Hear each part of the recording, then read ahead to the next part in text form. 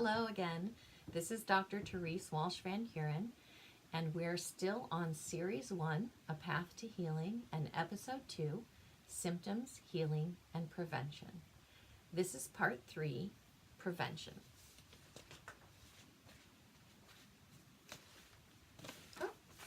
Okay, what is prevention?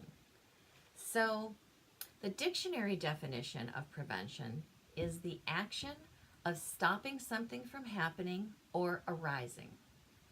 From a health perspective, prevention is predicting what road you're on and steering in the best direction to avoid a negative health outcome. Prevention is a predictive skill. I will give you an example of this. A patient comes into a doctor's office with a red face, a rapid and choppy pulse, a red tongue with a midline crack to the tip of the tongue. The tip of the tongue is swollen. The patient complains of heartburn and jaw pain on the left side, but not the right side. Sometimes the left arm goes numb. But on further questioning, the left arm is actually tingling, but without any loss of feeling. The patient is on the heart attack road.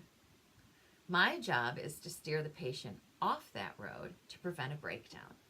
If the patient is in acute stress, then I will need to refer the patient to the ER immediately, or if the patient has a few days to spare, maybe a cardiologist.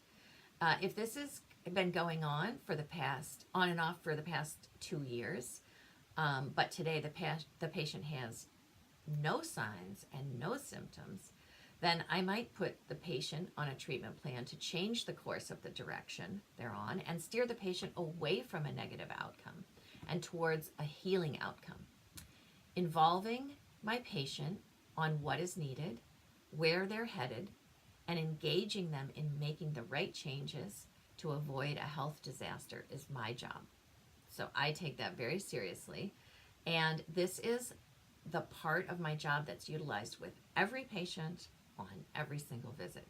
This, what I'm calling the predictive skill of what road you're on and steering towards a positive health outcome.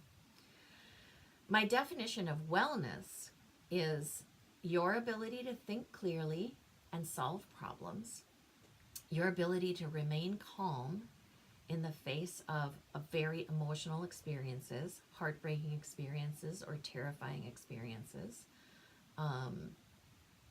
your ability and willingness to rest, to stop, to seek sleep if you need it, your ability to make good decisions about your diet, which is your body's reliance on the quality of fuel that you provide, and therefore the level of energy that you get from your fuel.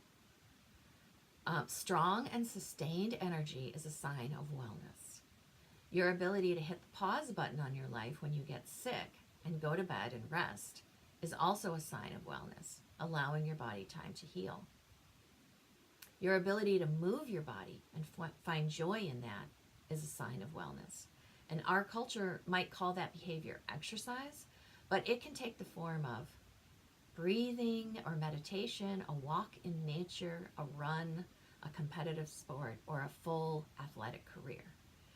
And a network of loving connections of family and friends is also a sign of wellness.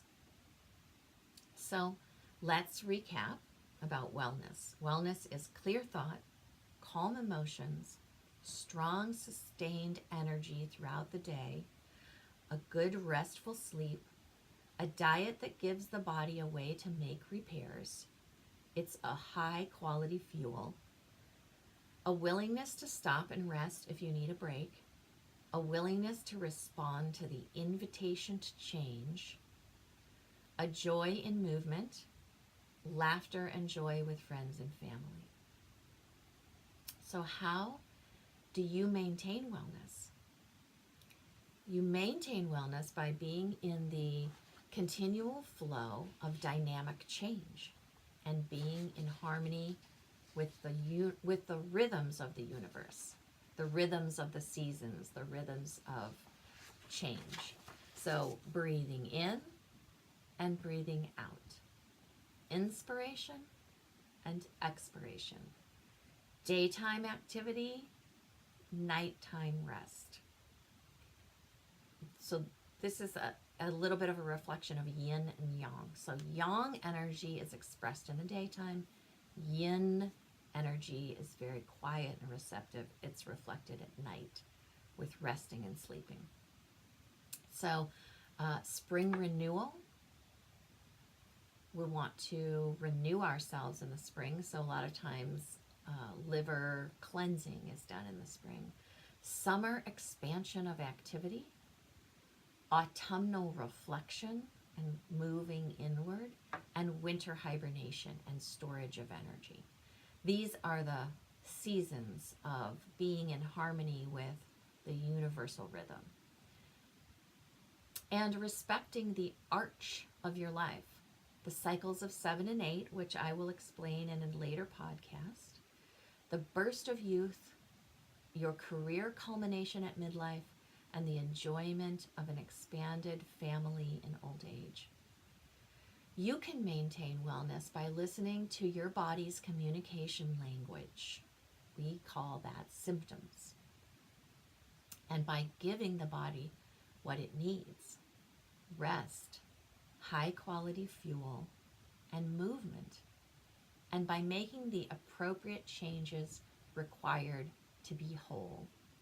So, saying yes to the invitation to change, and seeking guidance from a health expert, and building a team of professionals who can give you the right information to live a complete, fulfilled, whole life. You care about your health because you're not able to enjoy the palaces of life without it. Health is the first palace of life, and then wealth, fame or notoriety, prosperity, marriage, children, relationships, friendships, creativity, travel, knowledge acquisition, your career culmination, and the passing on of your wisdom to others. These are the palaces that will be a subject of a future podcast. But without health, you can't have the leftover energy for the rest of all of those palaces that I mentioned. So, in conclusion to our second episode, symptoms and healing and prevention. To recap that, what is a symptom? The body's language to express important information about relationships. What is healing? The body's innate ability to restore balance and wholeness. And what is prevention? Is the ability to see the road you're on and predict where you're headed and steer toward a future of dynamic balance and greater health. So, thank you for listening and joining me today. I'm your host, Dr. Therese Walsh Van Kuren. And until next time, let your true chi flow.